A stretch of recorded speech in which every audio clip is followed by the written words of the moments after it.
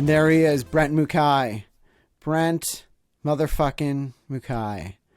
Already I've started middle name. Yeah. Already I've started to be like fake. As soon as it started hitting record, I was like, when we're live, I've got Brent Mukai at his home in his home studio. Already I'm already bullshitting myself. It's a good Ira Glass impression. That wasn't bad. Yeah, that was a pretty decent. Thank you very much. You've got This Brent American Mukai. Life. Yeah, I wasn't even trying to be Ira Glass right there. I'm gonna write that down because any idea is a potential idea. You know what I mean? I feel you. What's up, dude? How's it, dude? I know we were Brent Mukai is a great voiceover. I don't know what you can talk about. Are you NDA'd on the thing? No, because you just posted about it, the SNL workshop thing, right? I can edit this out if the answer is. Oh no, yeah, I can talk about it. I figured because you posted on your fucking Instagram. Yeah. But for those at home, Brent and I met back in the days of, although Just Serendipity is still happening, right? That's an improv group. Yeah, we're still around. Yeah, and that's based in Las Vegas. Are you guys also in Los Angeles, or are you just in Las Vegas? Just Vegas. Okay. Vegas based. And you're born and raised in Vegas, right? Nah, I'm from Hawaii originally. Oh, you are? I might as well have been. I moved up when I was like a week before I turned 18. Okay. So a lot of growing took place in Vegas. Oh, but everything before 18 was Hawaii? Straight up. Yeah. Oh, dude, I've only been to Hawaii once. I was way too young to fully appreciate it. I'd love to go back. It just looks so beautiful. It's incredible. It's an amazing place. When you grow up there, you never fully appreciate it. But I think that's anywhere. I think wherever you grow up, you never appreciate it. No, you don't. It's funny. I grew up in Rhode Island, and I miss it terribly. And I look back you know, of course you don't appreciate when you're a child because children are dicks. That's just the way it is. They don't get it. They just don't fucking get it. Yeah, they haven't been slapped in the face enough by life. They haven't missed an electric bill and had their lights turned off yet. So exactly. They don't know shit. Like, you know what I mean? They haven't run out of gas on the freeway and had to take an Uber to a gas station, buy a container, pour gas into it, get Uber back to that car. They haven't had to do that because the person who did that, didn't have fucking AAA. That really happened to me. Think about the times before Uber when you just had to walk. Yeah, you just hoof it. And you had no idea where the next gas station was either. You didn't have a cell phone. Man, I would hate to grow up in that would have sucked. No, the worst. Yeah. Although I'm kind of happy that I didn't have cell phones in my high school and college years. But you did though, right? Did you? When did cell phones start becoming a thing for you? Because you're younger than me. I know that. Middle school-ish, but not everybody had them. By high school, most people had them, but it still wasn't odd that, you know, somebody didn't quite have a cell phone, or they only had like 25 text messages in their plan. Like that sounds like we're back in the flip phone days. Yes, it was. It was Blackberries all day. Yeah, I had a Crackberry. I remember when the iPhone came out. I remember when the first BlackBerry came out. My buddy had it, and this was in LA, and I was like, dude, why would you need email? Why would you ever want email on the go? And I thought it was the dumbest thing. I was like, why would you ever want to be that connected? It's like emails for business. Yeah. You know, maybe you don't want to be so reachable. And then eventually I got the Crackberry, and I was so good at texting. I could do the one-handed text, the keyboard. So that when the iPhone came out, I was like, what is this stupidity? I was like, what? No fucking keyboard. What? Nobody's going to want that. This will never catch on. I know. It's just such a, how wrong. We it's so cool how we grew up in an era where we were just wrong about everything. About everything. I remember when my friend first showed me Facebook and when MySpace was peaking, and he was like, yeah, it's really popular. I think it was before it was even Facebook. Might have been whatever it was called beforehand, the Facebook. I don't know what the fuck it was. But he was like, yeah, it's colleges did any shit. And I was like, oh, that layout is so dumb. I was like, what? It doesn't play music like MySpace. I was like, that'll never work. Yeah. Of course. Never work. Of course, everybody. And I remember it was like 2000. It was early 2000, like 2000, 2001. No. Whenever Star Wars, the episode 1 had come out, it was like a year after that, and my a family friend had come to town, and he had a laptop, and he was watching a DVD, and he told us about this cool new thing called Netflix, and he explained, like, you mail it in, it's really simple, they mail you a new DVD, and I remember distinctly my dad saying, That's the stupidest idea I've ever heard. That'll never catch on. I was on Team Dad with that. I was like, what? Yeah. People like the act of perusing through Blockbuster. They want to physically go to those video stores and see stuff. Nobody wants it just delivered. Where's the human connection? Right. And as it turns out, we were wrong. We were very wrong. Yeah, I was on Team Dad with that one. I like Blockbuster. I'm still sad they're gone, but I love Blockbuster. Here's things that I'll always be nostalgic for. Tower Records. Virgin Megastores were my shit. There's this great place that's unfortunately shut down. Amoeba is in Los Angeles in Hollywood. It's just an amazing store of just like records and DVDs, and I think they shut down, but I think they're relocating in Los Angeles. But I love that. I loved going to Blockbuster. I just loved it. I loved going there, and because you had the 2 to 3 day window, you had to watch that stuff. So you knew that was your next 2 days. That was your entertainment for the next 2 days. Versus now, I can literally spend an hour searching through fucking content on Netflix, Hulu, Disney, Prime, all the shit that I've got. And I wonder how much time over a lifetime in our lifetimes will be wasted trying to figure out what to watch on Netflix. Almost as much time as we spent sleeping. Yeah, I would say it's not quite that possibly. Yeah, not that fucking extreme.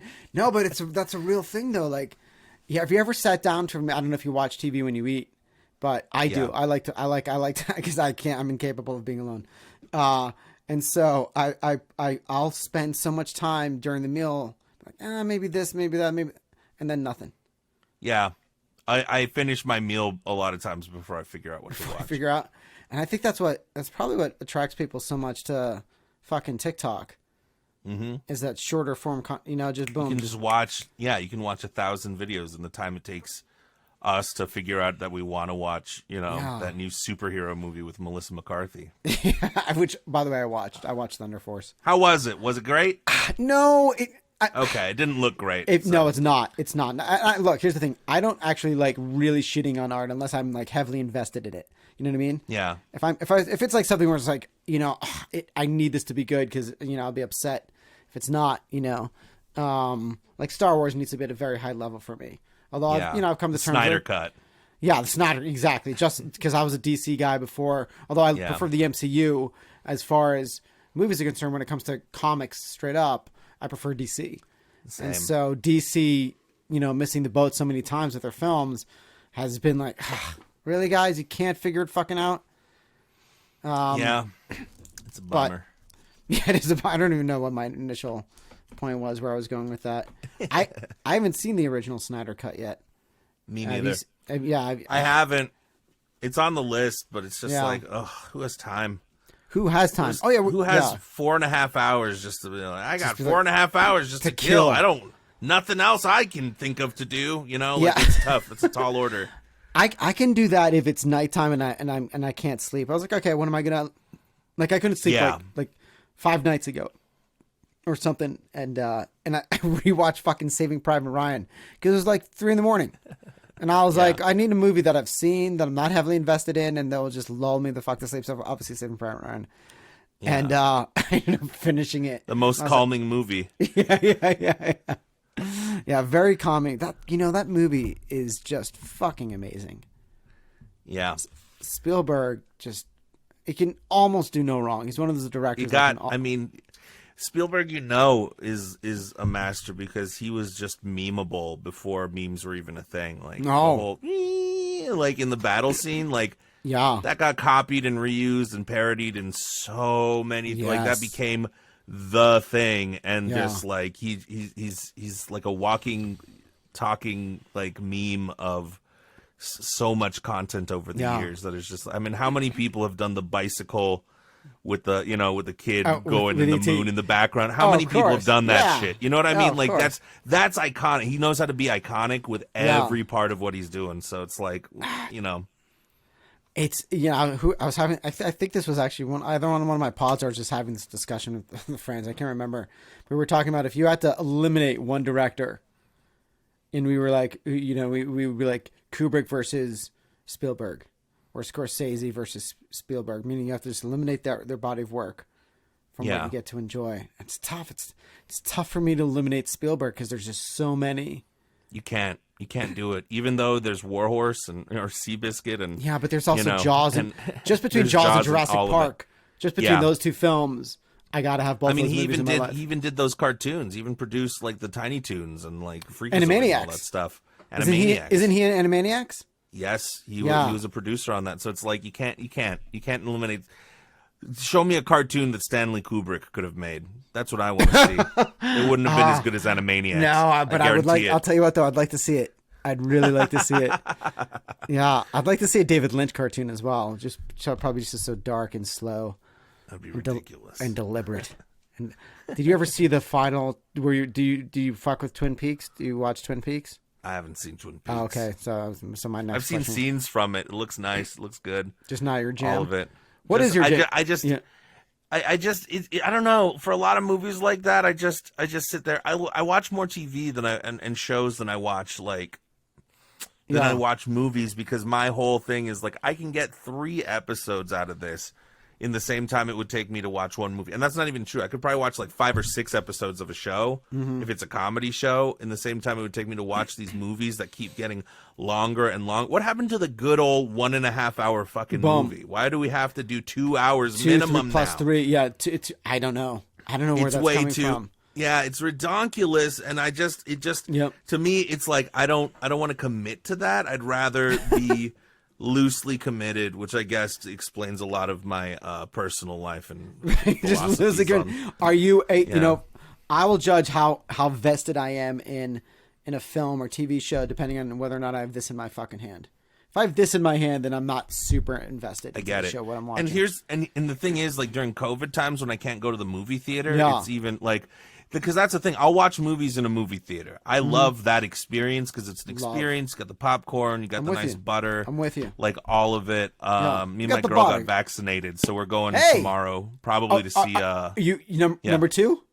Number 2, yeah, we did it a few weeks ago. Hey, so you're like 90+%. I had my second one yesterday. Nice. It knocked me on my ass a little bit. That's funny. A little bit. I didn't have shit. I got a little tired. That was it. Yeah. Okay. No. My arm was a little sore. I got a little tired. I got a little tired, but then last evening I got very tired and a little woozy, if you will. A little woozy. Yeah, I don't know. I was blessed by the vaccine. Lords. Anyway, you're going to the movies tomorrow. By the way, I'm jealous. That's the thing that I've missed the most in this fucking pandemic is going to the movies. Just like you, I miss it. Movies. I miss the experience. I miss, I think it was David Lynch that said, movies are the closest we'll get to dreaming while we're awake. I futzed it up a lither bit, but I like that. You like that? I like yours better. Yeah. Anyway, tell me what you're going to see. We're a toss up right now in my brain. I'm a toss up between the Godzilla King Kong and what is it called? No One by Bob Odenkirk. Oh, it's basically, shit. Yeah. Do you know what I'm talking about? I know, of course. I'm a huge Bob Odenkirk fan. No One. The trailer looks amazing.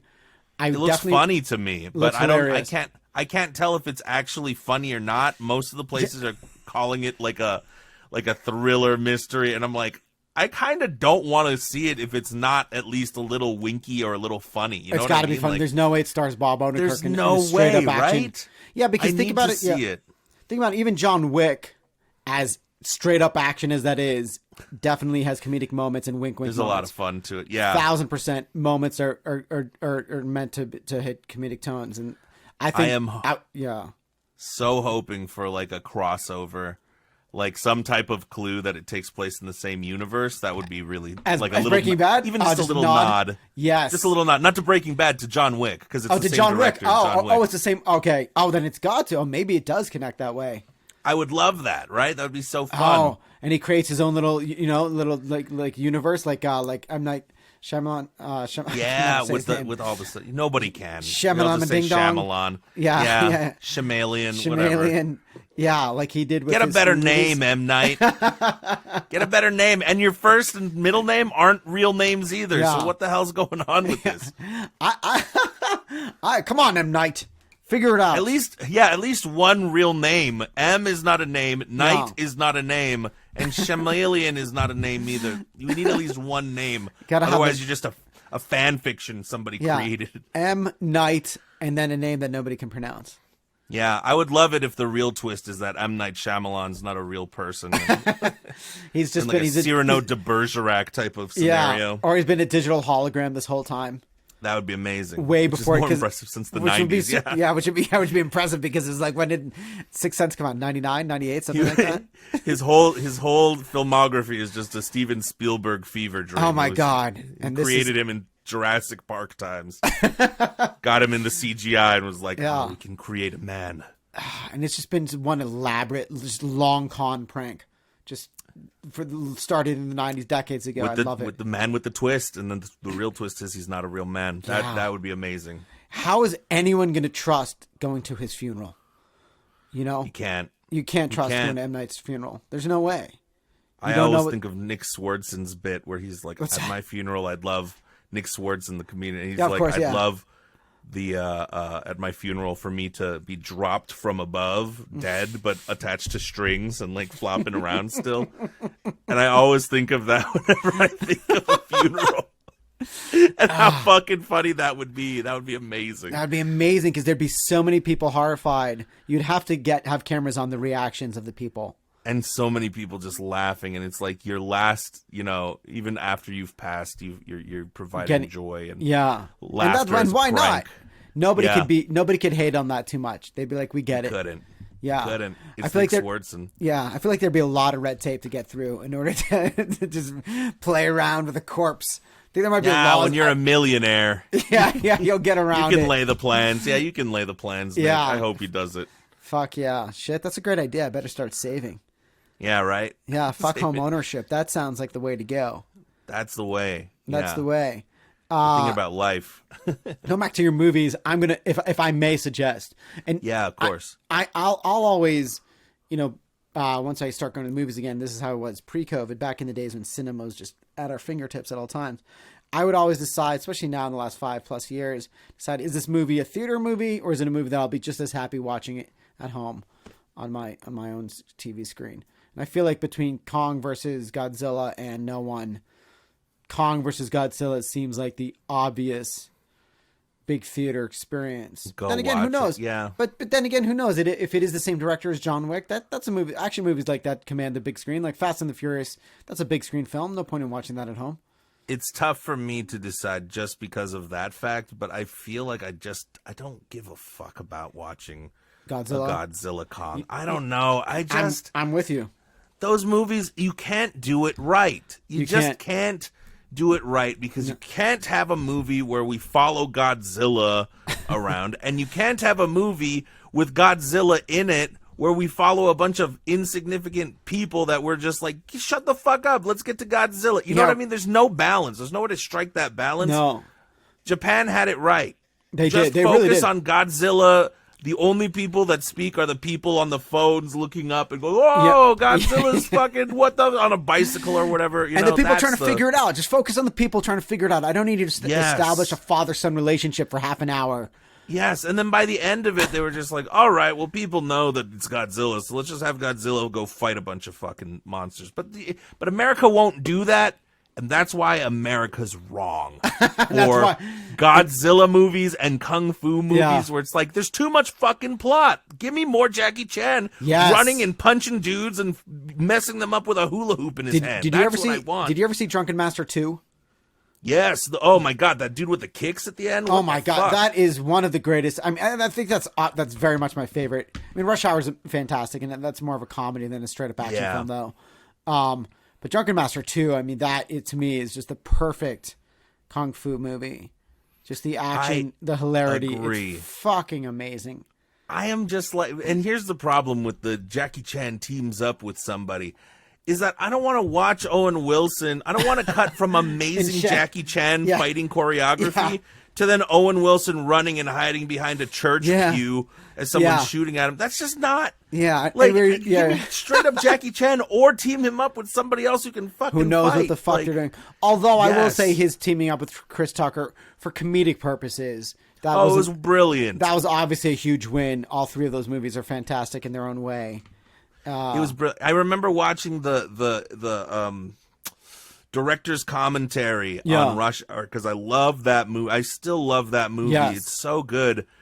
but the fucking director's commentary, he was like, yeah, the thing was Jackie just wanted to keep on adding like 10 minutes to a fight and having it be like a 10-minute fight. And I kept having to tell him, Jackie, American audiences don't want that. And I, as a child, was like, fuck you.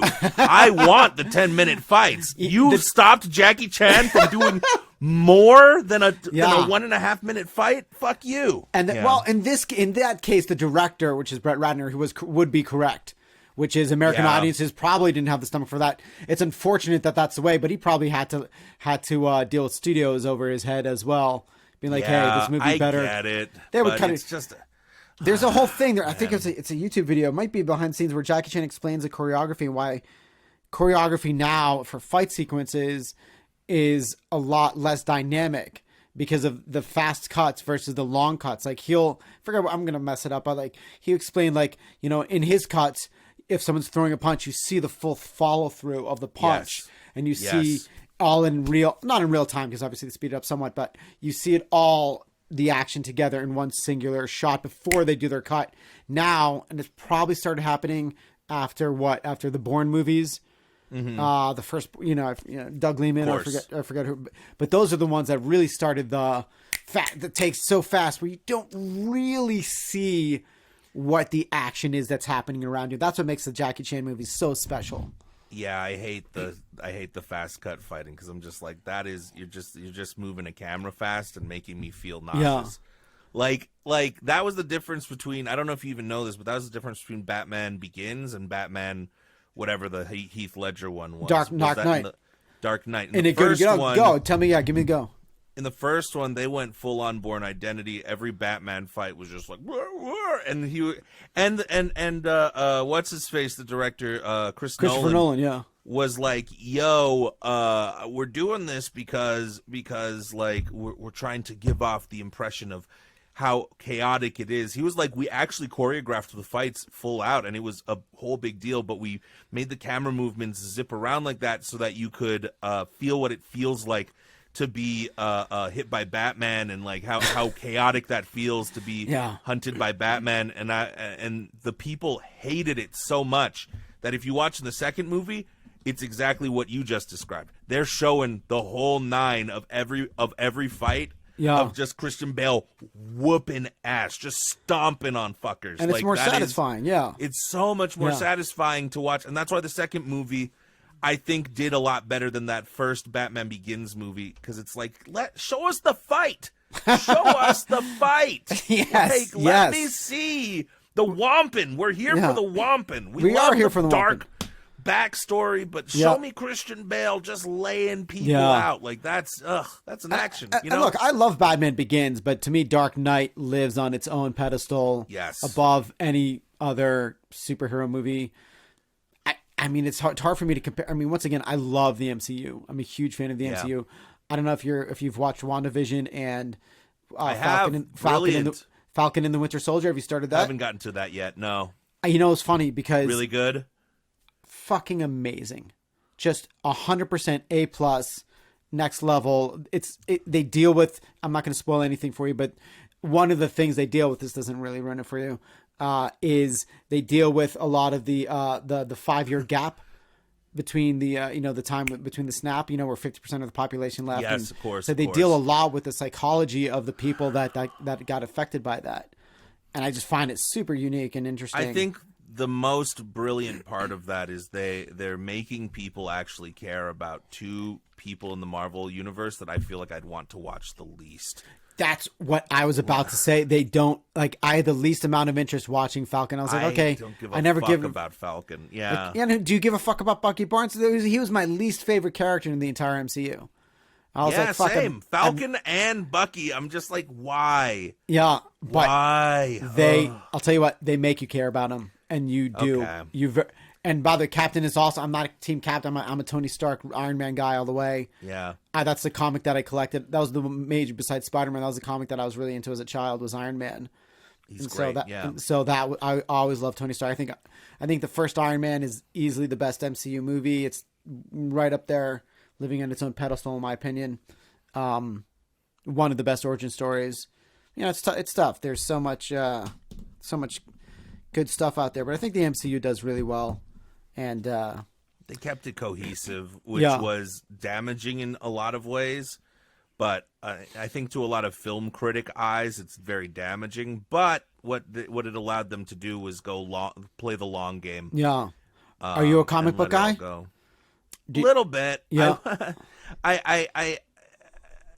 I've never been good at keeping up with something by a weekly basis, and so comics didn't really work for me until I figured out sometime late in high school, like, oh, there's like graphic novel versions of these where I just read the whole thing. So I read like House of M, X-Men. I read the World's Finest, and I read a lot of Hush. Oh, Batman Hush, by the way. Batman Hush is amazing. I've read Hush. All time. I've read Hush. All time, one of the greatest. I still haven't watched the movie that they did on HBO Max, which I'm sad about. Hush is fantastic. So is Long Halloween. And obviously Long Halloween, Killing Joke, of course. Yeah, Killing Joke, fantastic. No, just all of it so good. Yeah, 52. I went through, comics were like football with me, where I went through periods where I was into it as a kid and then got away from it and didn't get back into comics until I'd say like 06, 07. And when I got back in, I was just like, wait, why would I ever buy a single issue when they have all the shit in trade? And so I just started, so now I'll just buy trades. I'll only buy trades now. Because I'm not a real collector. You know what I mean? If I were a real collector and I was buying, I knew what the fuck I was doing, and had a passion for that aspect of it. But for just reading it, I'd rather have something I can pull off my bookshelf and just go, you know what I mean? 100%. Versus having to pull it out of its cellophane or whatever plastic packaging, with the tape. And I mean, that's just so cumbersome. It's cumbersome. That's what it is. And there's no way to store them. Like all the single issue comics I have are literally in a bin, in their packages, stacked on top of each other. Probably not worth really anything because I haven't properly taken care of them, But 100%, I get it. Anyway, back to Thunder Force. It's enjoyable if you turn your mind off, and that's that. But it's not a great. It's not a great when you're watching and be like, yeah, okay, they spend money on this. Here's what it looks like to me. It looks like I don't know if I have a name for this, but I just imagine somebody walking into the idea room at fucking wherever, Paramount or whoever created it, and they just go, all right, Kevin Hart pretends to be a prison guy, and Will Ferrell is going to prison, and they just go, well, how many millions do you need, right? And then they just make it. That's what Thunder Force looks like to me. Because who is it? It's Melissa McCarthy. McCarthy, and then that amazing actress. Is it Octavia? Yeah. What's her name? She's Octavia Spencer. Thank you. Yes, brilliant actor. She's freaking brilliant. And they just went, what if Melissa McCarthy and Octavia Spencer were superheroes? And then she's not. She looks bored throughout the whole movie. Melissa McCarthy looks like she's just doing literally what she's done in every single film. And then Jason Bateman, who I'm also a gigantic fan of. I'm just like, what is it? I mean, he's clearly he needs a new house in Maui or somewhere. Who knows what's up? But you know what I mean? I'm not saying this is beneath him, but this is clearly a movie that he's doing just for fun. It's a movie, right? They were just like some. I hold this in a regard. Like there are some movie pitches that are too good not to be made into a movie. Yeah. But a lot of times that means that it's more reliant on the pitch than it is about the actuality of the execution of the whole film. The problem is we've seen this movie and there's just like loopholes and questions at the top. By the way, I'm super capable of watching a movie and shutting my brain completely off. 100% and just sitting back and be like, no, I could laugh at this. Like, what was that Adam Sandler Halloween movie that came out last year? Boo 2? No, I'm just I don't know. Yeah, Boo. I think it was Boo 3, actually. Yeah. But whatever that movie was on Netflix, which looked stupid, but when I watched it, I loved it. I had a fun time because I just turned around. I was like, I'm going to watch a dumbed down Adam Sandler movie for the next hour and a half or whatever. Adam Sandler's the king of those. Adam Sandler's the king of like, what if there was a girl who forgot every day, but a guy, they went on 50 dates for the first time? That Adam Sandler's the king of that. What if there's a rich kid who just blah, blah, blah. In the comedy world, Adam Sandler's so good at making those pitches. Not to, and against what I just said, which is that a lot of times that means that the execution feels a little more laxed. Mm-hmm. It didn't with some of the originals like Billy Madison and Happy Gilmore and Big Daddy and all of and Waterboy. Waterboy, those are all Little Nicky. Those are all A+ movies. Maybe not Little Nicky, but those are all Wedding Singer. Wedding Singer, great. You know, it's like he really understood like how the art of the pitch, and then the execution was wonderful. And then at some point, I think he was like, you know, people are just paying me millions and millions of dollars. Why am I? Just have fun. Yeah, just have fun. Yeah, just have fun with it. And I think he's come out and said like, I try to write plots now around like where me and my friends will all want to go, and we can all just get paid to go on a paid vacation. By the way, you can't hate on that. Like I watched this movie. I watched this movie Thunder Force. I was like, what? They're having fun. You know, Jason Bateman probably does Ozark, and everything has to be, you know, probably the fan base is so strong for that now that he knows it's got to be at the highest level. So there's probably a decent amount of stress. Yeah, when it comes to be improvising some of his Thunder Force lines. Yeah, Thunder Force. He's like, I'm gonna go do a movie. They're gonna pay me. I'm gonna just go have fun and not give a shit. Exactly. And you can't hate on that. I can't hate on it. As an actor, you can't hate on that, especially if you're doing the level of work that Jason Bateman. You know what I mean? And they're all amazing actresses or actors and actresses. You know. Yeah. I mean, the cast is great. You can't. I mean, they're all great at what they do. You know. Yeah. But. It is what it is. Yeah, you can't. I can't hate on it. Where are you on? How are you with Star? Are you a Star Wars guy? I'm a little bit of a Star Wars guy. Yeah. You know, the problem is I got into it too late. I was already like 17 by the time I watched the first 3 movies. First 3 being the sequels or the prequels or the OG? I watched the prequels growing up, and I was like, "Whoa, lightsaber battles, cool!" You know, like that was. Fine. I had never watched. I watched the 3rd movie last, so I watched 1, and then I watched 2, and after 2, I was like, I don't know that I care that much about Star Wars. And then, I watched 4, 5, 6 because you know people told me you have to watch it, and I was already like 17 or 18. Yeah. This was in like 2007, where like I'd already seen some amazing. I just watched Iron Man 2. You know what I mean? Yeah. Like it's hard to watch the. It's hard to watch the Star Wars special effects after you've seen Iron Man 2. Yeah, after you've seen it done well.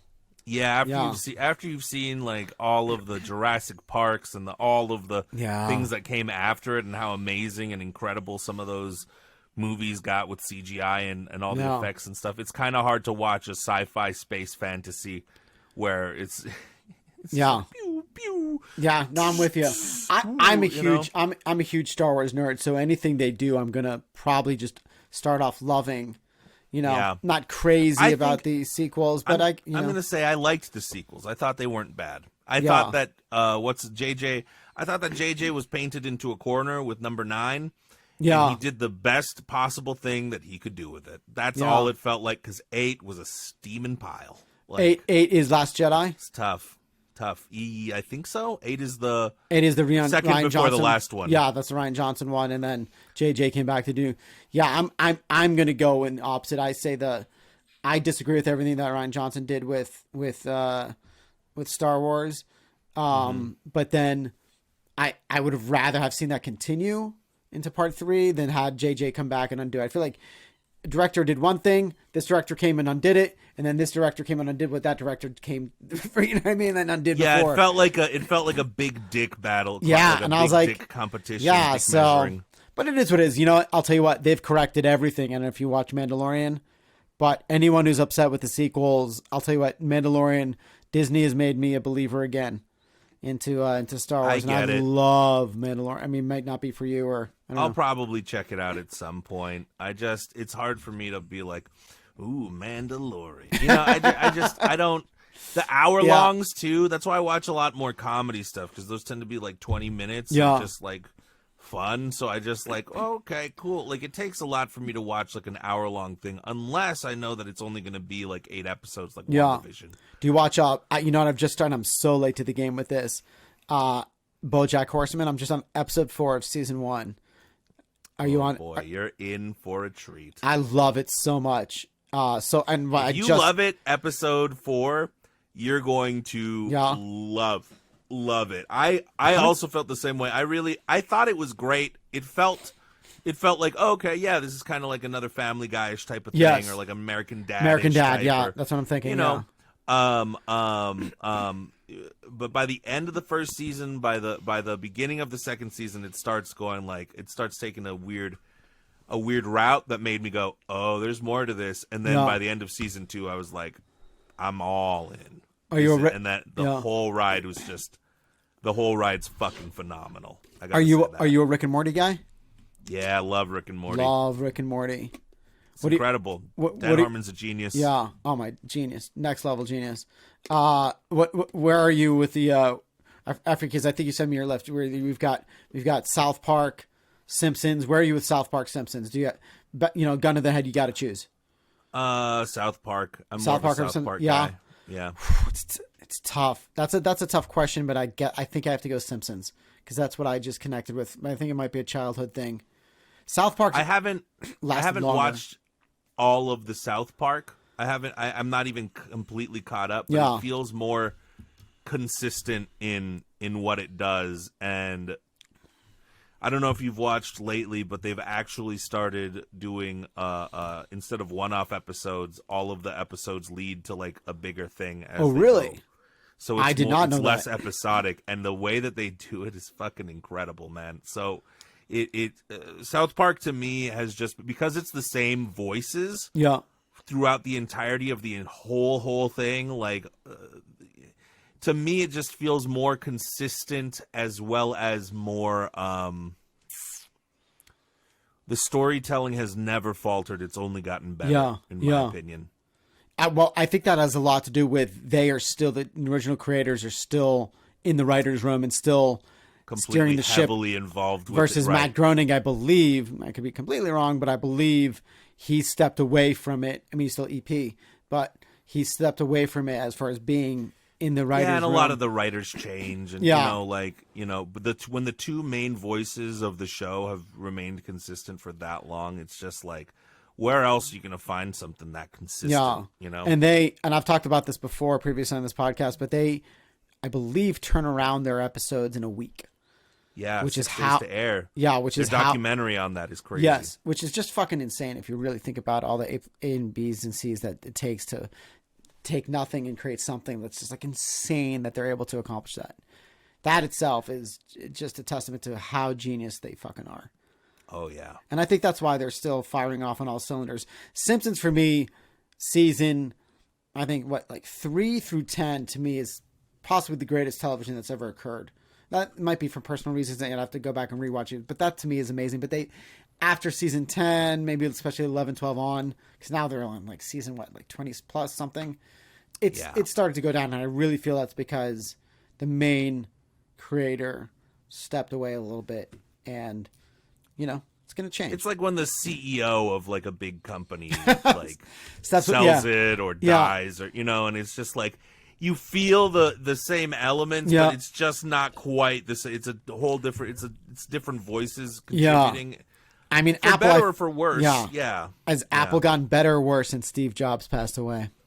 I'm hearing those new M chips are fucking badass. That's what I'm hearing. Those new M chip things. I don't know what the fuck is an M chip. I feel like you just made that Apple up. Apple created their own little chips. Like you usually have i5 or i7 or i9s or whatever those are, the CPUs. But Apple created their own, and apparently it is incredible. Like incredible speeds, incredible everything. It moves faster than any of the processing chips of anything else. Faster and because than the speed it's built of light. in. Yeah. Because it's all built in and caked into it. Yeah. That's what everybody's talking about. So they faltered for a while, sure. Yeah. They were definitely were. I was like, ooh, I'm worried about Apple here. Yeah. But they recoiled and came back, and our M chips are a faster version of what is already out there, what Steve Jobs would have done? Probably not. Steve Jobs would have probably already been like, all right, this is our space computer that you can fucking it floats and the gravitational pull is so it's different in a way, but it's still the voice changes and things get a little weird when the voice changes. I think. I want to switch up a little bit. I want to get a little into you, so our audience, because I want to know too, because it's been a moment since you and I have caught up. Mm-hmm. We first met back when I was with Slap TV, and I believe we did some sketches together, and you had Comicality, and you were coming up, and this was back in 2013, right? So we've known each other for my God, it's been almost 8 years now. A long time. I know. We both look younger. Yeah. But But you were always into improv, and you dabble in stand-up as well, or do you flat out do stand-up? But forgive me if I'm misspeaking. No. So I did stand-up for about a 4 or 5 year stretch. Yeah. And to try it and to see if it was something I wanted to do. And I realized within those 4 or 5 years, it was fun. I liked it. It was fine. It was great. But it's like, if it's not like your burning desire, passion, you're just not going to make it, in my opinion, in stand-up. It's just too hard. There's too many hungry people that's their whole thing. That's their whole thing. Life. They don't care about acting. They don't care about voiceover. They don't care about improv. Right. And that's just wasn't me. See, that's funny because I am just similar to you. I've been technically doing stand-up for like 15 plus years, but it's been so on and off that I've never dove in 100% because for me, acting has always been numero uno. And that's what I care about the most, you know? And then you get a reputation for being, you're just like an actor that does stand up. But isn't that funny? The sections, which is fucked up, but it's like whatever. I don't care what people's opinions are as far as that's concerned. But the comics do feel like that. You know, they're like, "Oh, you're not a true road comedian." I was like, okay, but at the same time, because I'm gonna bring myself back into stand up. I just had my second vax, so 2 weeks out. I've been too nervous to go into clubs and perform. Yeah. But I've missed it. I've really genuinely missed, because it's been about 3 years now since I've actually performed, stepped foot on a stage. And I genuinely miss being in front of an audience. And I don't know if that's because I grew up doing theater and I just miss a live interaction. Whatever that thing is, I need to be in front of a live audience. And it's almost like I don't even want to go back, but it's like I have to. A similar thing with me getting back into acting that we were discussing earlier. You know, I have such a love-hate with it, but it's like there's that desire in me that when I'm not doing it, it's too uncomfortable for me. I don't like myself, and I have to do it. To you. Yeah, I get that. I get that same kick though with improv, and that's why I think I don't mind just not being a stand-up, is because I'm like, I can do improv on a stage, and that's your me, thing. Like, yeah, so it's like I love doing improv. It's so much fun. Like I like it better than stand-up. I ventured into stand-up because I was like, let me try to make some money at this fucking thing of comedy, and it's something you can so easily just go do by yourself. Mm-hmm. But at the end of the day, was it something that was like the burning passion, desire? I loved it. Nah, it was something that was a lot of fun and that I really will cherish as a part of my life, because I went full on in, like, let me go 4 or 5 nights a week at least minimum. Which you have to do, or you're wasting your time. And I got into the clubs, and I started doing featuring instead of just guest spots and hosting, and I worked up a good amount of material, and it just came to a point where I was like, this isn't the sauce. This isn't the sauce for me. Yeah. Now, how often are you still performing improv? Obviously, I must have taken a hit with COVID, but you've recently started taking classes at a very prestigious school. Can we talk about that? Yeah, we can talk about UCB. So I started taking classes at the Amy Poehler School, as a lot of people might know it as. Yeah. I love it. It's fun. I'm doing it online, but the thing is that, like, all of the physical stuff, I've done so much improv. Like, I understand how to use that. The school itself is very thinky. It's very writery. A lot of people say, like, Groundlings is where you get character, and UCB is where you become, like, a great writer. A great writer, yeah, precisely. 100% get that, because their philosophies and the things that they're focused on and thinking about are very much so, like, how do we find the funny thing here? And I don't think that requires a whole lot of, me holding a cue stick correctly in the right way for my scene work. So I haven't felt like there's any difference in what I've been learning. Mm-hmm. And I've been doing some, like, I've got in with some practice groups, and we perform and do some stuff on, like, Twitch or whatever for, whatever, 4 or 5 people. Yeah. That's still cool though. You're still doing it though. That's great. Right. So I'm getting the kick that way. At some point I feel like I'm going to move out to LA and go join a Herald team and go be a part of the whole spiel. Well, things will be opening up. So, yeah. Exactly. So I'm waiting on, making sure everything pans out okay, that everybody doesn't start turning into fucking zombies. Exactly. Yeah, exactly. You do not want to get zombified in Los Angeles, of all places. Right.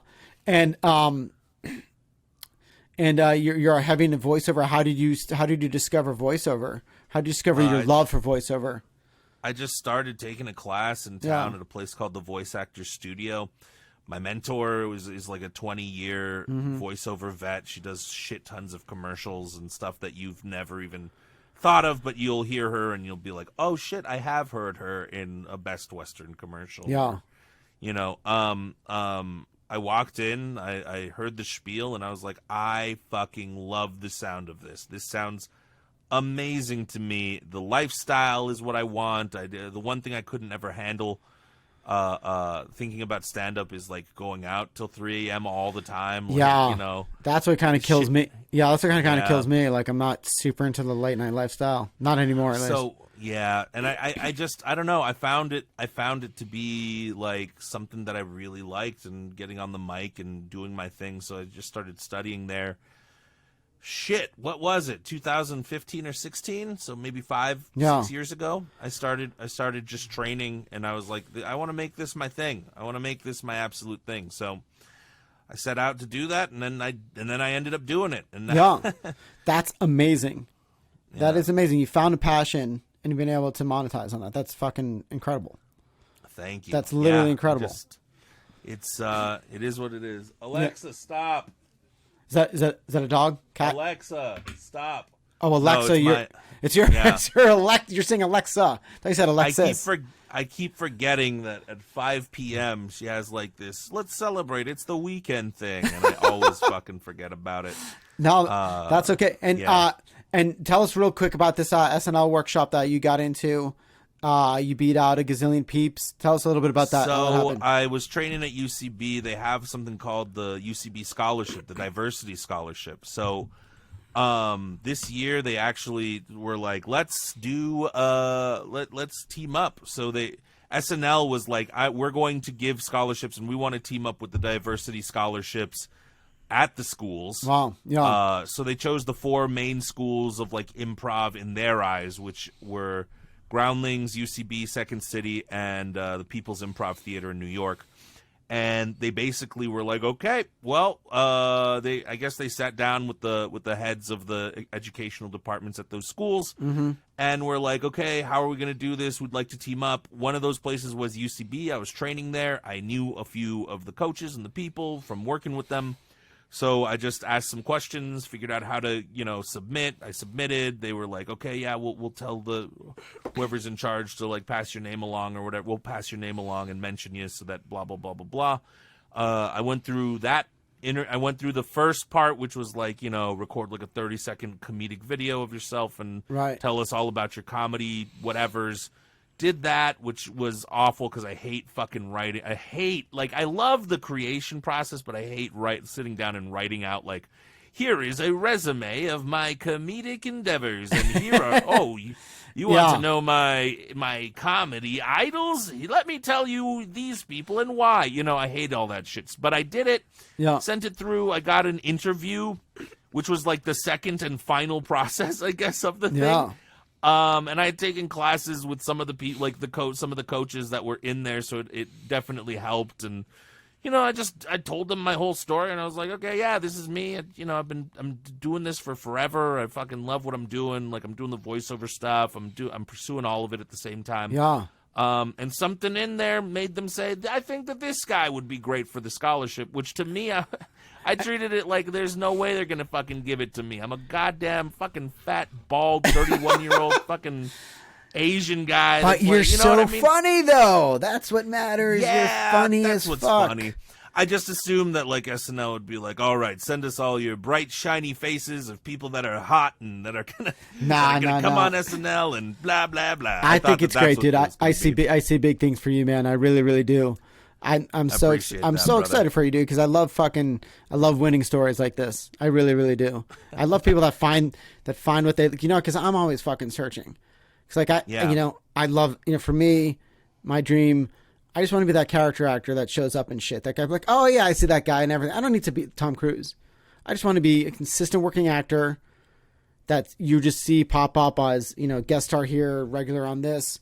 the supporting role in this film, and that woman from WandaVision. She's a great support. She's amazing. A great I would love that career. That's the career that I want. I just want to be consistent working at, because I love whether it's drama. I love both drama and comedy, and I just like looking at the script and be like, I got to figure this shit out, because sometimes I look at it, I was like, oh yeah, I get this. Sometimes I look at it, I was like, fuck, I don't get this at all. And and it's like a puzzle, and I have to solve it, and I love getting into it, and I love stepping out of myself and seeing what parts of me relate to this character, what parts of me don't relate to this character. So for me, that's a very obvious alignment with my passion and what I'm pursuing. But then there's other things that I'm like, well, I need to, I kind of want to also get into this.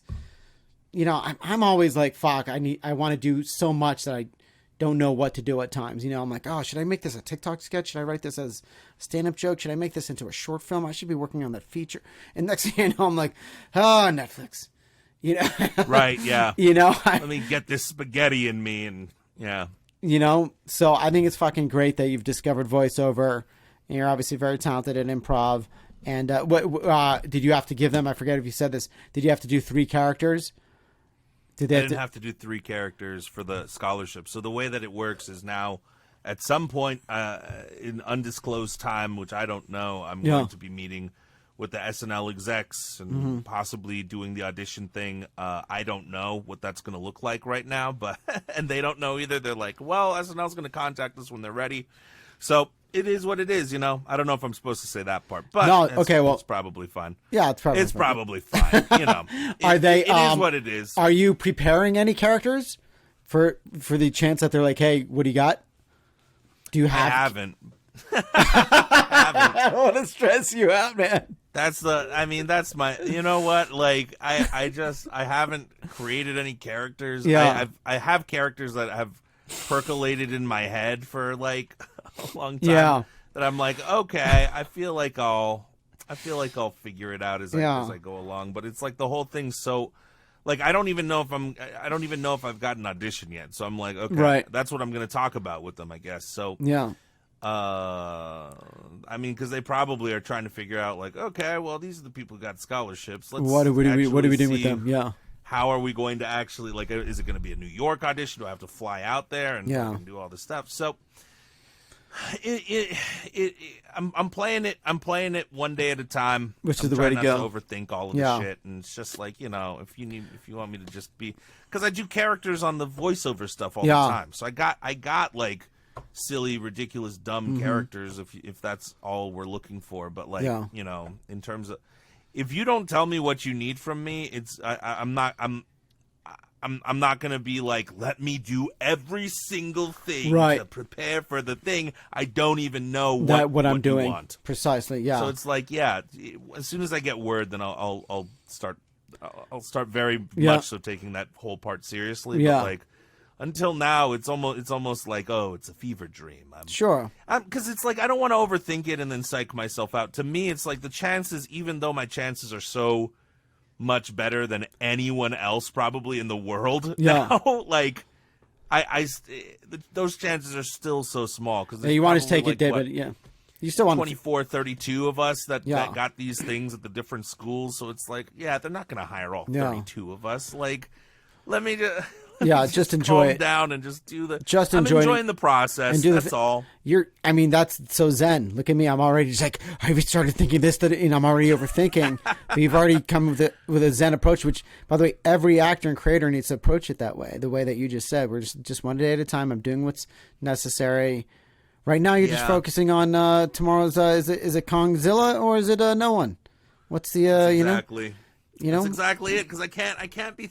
I don't operate well when I'm thinking and overthinking everything. That's the secret to me, and I think to a lot of people. I don't operate well when I'm sick, because all that thinking just causes stress, and then I'm just like inside of my. And then I psych it up to be something that it's not. To me, it's like they're either gonna fucking like me or they're not.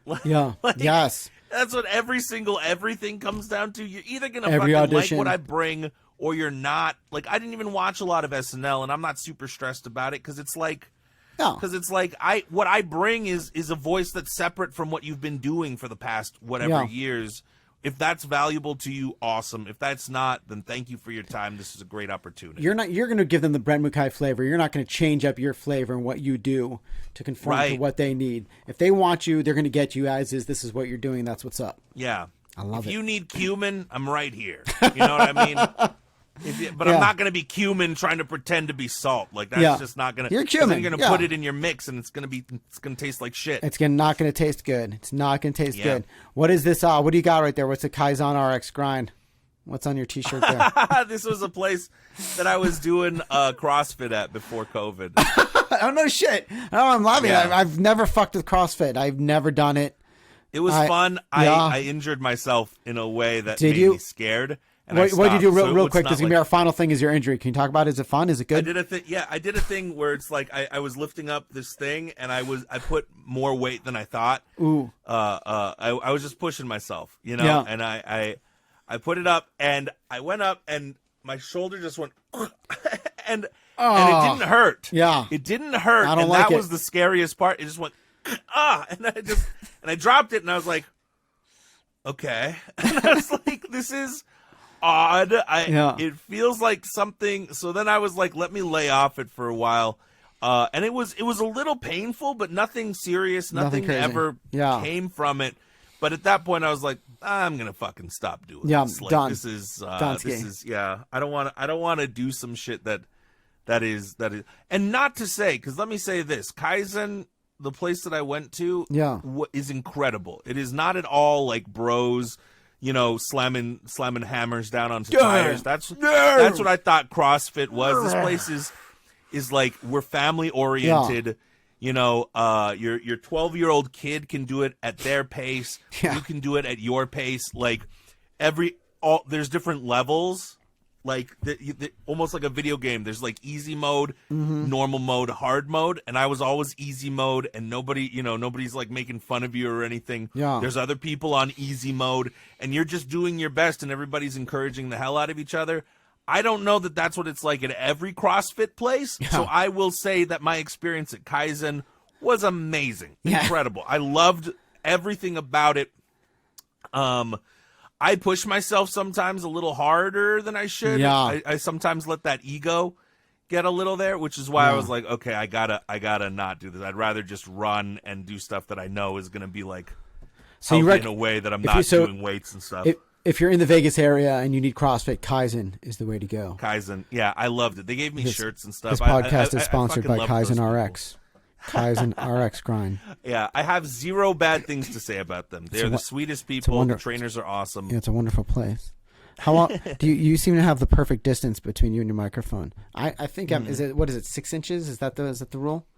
Some people say like, give us one of these, like a shaka, you know. Really? But you can extend this so much, like all the way. Yeah, like a decent amount. Where it's but the thing is, like, if you get softer, you have to get closer to the mic. You do. If you get louder, you gotta get further away from the mic. Or you do what Bill Burr does. He's like the Monday morning podcast. You know, whenever he screams, he always you can't see it. I'm assuming he's pushing himself away. I assume that he has just a mic like this. Oh, you think he's just got the mic? So used to it, yeah. I feel like he has just a regular stand-up mic. Yeah, you might be right. Just like pulls it away from him when he does it, and he pulls it back in. Because he's used to holding that fucking mic for an hour and a half. So it's probably sometimes. nothing to him. Yeah. He's one of those podcasters, and then we got to end this thing. But he's one of those podcasters who does the single solo podcast. I think that's so. You were doing one. You were doing solo, or did you have guests? I was doing solo. I'd have guests every once in a while, but the podcast was just, it wasn't even for people. Like, if I'm being honest. I just wanted to put a journal together of what was going on in my life so I could look back at it one day and be like, wow, look at how I did that. That's pretty cool. Look at where I was. It was like a journal. And some people were interested in that. It was just my journey, but I never really, like, it wasn't like most podcasts. If you're trying to like take it seriously, it's like, all right, what's the structure? So the listeners can have an expectation week to week and blah, blah, blah. And like, that's where I've been failing miserably because I have zero structure. And I'm just like, well, you're finding the structure. You know what I mean? Like up front, you got to find the structure. You got to find like what you like doing. Otherwise, you're just going to be like this. I'm going to write out this structure. And then what? You hate the structure and that's now you hate your show? That's what I did for the first like 6 episodes. I was like, oh, I'm going to do a debate. And I'm going to bring on 2 guests, and we're going to debate like best TV show of all time or best holiday. And I'm going to be like the Chris Wallace and moderate, blah. And I was like, oh, that's cool. But I did like 6 episodes of that, and I was like, I don't like this. Exactly. I'm no longer having you fun. Just took all your time. Yeah, you got to throw it out and figure out what you like doing, I think, and I think I just enjoy talking. I just enjoy talking like I'm talking with you right now. I like us shooting the shit about pop culture and whatnot, learning a little bit about what's going on in your life, and I just don't know how that fucking translates to people wanting to hear it. If I'm being completely honest, as I shit on my podcast in front of everyone in the middle of my podcast. Fuck it though, that's life, guys. This is honesty. People are either gonna fucking like it or they're not. So like if you like it, awesome. If not, fuck you. Fuck off. Go listen to one of the other 1,000 podcasts that come out a day. Go listen to Joe Rogan or whatever. Rogan, yeah. Who do you listen? Do you have a podcast favorite? Do you listen to anyone specific? I listen to a bunch of different podcasts. Yeah. I really like the Improv for Humans podcast. Oh, I'm going to have to check that out. Yeah, okay. That. It's a lot of fun. Let's see. I mean, what do I listen to? I listen to some anime podcasts, which is super nerdy. I listen to like Off Book, the improvised musical. I love Bill Burr's podcast. I love Bill Burr. Sometimes it's hard to listen to him for like the entire podcast. I never listen to a full one of his shows. I listen to maybe about 80% of it, and then but he's great for a car ride. Mark Maron's I was into a lot, but I realized that I would skip through the 15 minutes of Mark talking about his life every time. That's interesting because that's the part that I sometimes enjoy the most. Sometimes I really like his solo stuff. The WTF is one of my favorite, if not my favorite podcast right now. For me, it's Bill Burr, and then I'm just random. Well, dude, thanks so much for coming on, man. It's been great. I'm so happy for your process, your trajectory, your success. I absolutely have faith in you that you're gonna fucking kill it with whatever you do, man. You seem happy, and most importantly, you seem fucking balanced with and you seem to have a good head on your shoulders. Brent Mukai, everybody. Brent Mukai. Oh, I forgot. We at the end of every episode, I hug it out. So I got to give you a quick little virtual. There you go. There we go. It feels good. That's what it is. That's what the future is, by the way, what we just did. That virtual hug. Hugs. Yeah, get used to it. No more touching. Oh, we'll see. We'll see what happens. Some people get back to touching. All right. And on that note, all right, buddy. Peace out, my man. Thanks for watching Let's Hug It Out podcast with Roberto Rad. Follow us on IG at Let's Hug It Out podcast and find us on Apple, Spotify, and all podcast platforms everywhere. See you next time. Bye.